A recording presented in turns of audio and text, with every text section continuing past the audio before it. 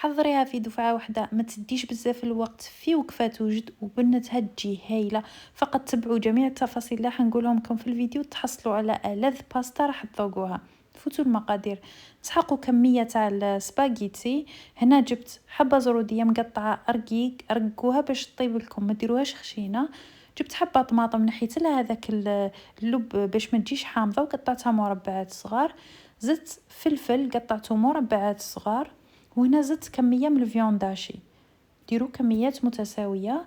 بعد نجيو للتوابل، درت مغرفة تاع الملح ومغرفة تاع طماطم مصبرة تكون معمرة، مغرفة تاع الفلفل الأحمر باش تجي حمرة الله الله. وزدت كمية من الثوم بودر، ولا ديروا الثوم حب ديروا 2 فصوص ولا 3.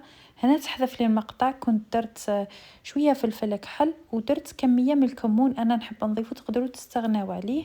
هنا نديروا كمية من الزيت ولا زبدة كيما تحبوا. وهنايا نديروا الماء يكون يغلي، لازم نغطي هذيك الخضره وهذيك سباغيتي. انا هنا درت ناقص شويه، ومن بعد راني زدت الثوم من الاول. غطيو مليح الخضره هذيك باش ما تضطروش من بعد تزيدوا، يعني لازم تشوفوها مغطيه مليح. هنا نسيي نفتح هذيك الطماطم ونفتح الفيونداشي باش ما يبقاش كتل، ونخليها تطيب بعقلها. هنا بعد ما تغلي لي شويه ثاني نسيي نخلط هذيك الخضره. ونأكد لكم على الزروديه ما ديروهاش خشينه، لازم ديروها رقيقه، رقوها شوي على واش راني دايرتها انا راح تطيب لكم. اما النار ديروها قل من المتوسطه بشوي وخليوها تطيب بعقلها، يعني حوالي 20 دقيقه ولا راح تلقاوها طابت.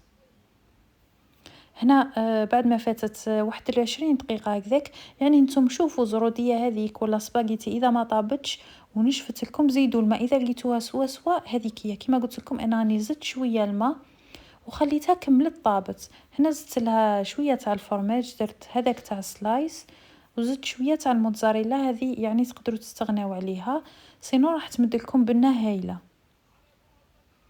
ونعاود نغلق عليها ونخليها تذوب. هنا بعد ما ذاب لي الفرماج كيما راكم تشوفوا جات بزاف بنينه، يعني كي من هذيك اللي نخدموها بلا صوص بولونياز، يعني نفس الذوق. وشوفوا البنه اللي تحصلنا عليها، سورتو كديروا لها فرماج يكون بنين. وانا هنا السباغيتي اللي درتها تاع القمح الكامل على ذيك لونها راهو هكذا. هنا نخلطها كامل باش تجي يعني كامل تشرب هذاك الفرماج وتجي بنينه. وهنايا سباغيتي تاعي راهي واجده في وقت وجيز وجات بزاف بنينه. نتمنى تكون هذا الوصفه عجبتكم، واذا جربتوها ما تنساوش تخليوا لي رايكم في التعليقات. وبسلامه الى فيديو قادم.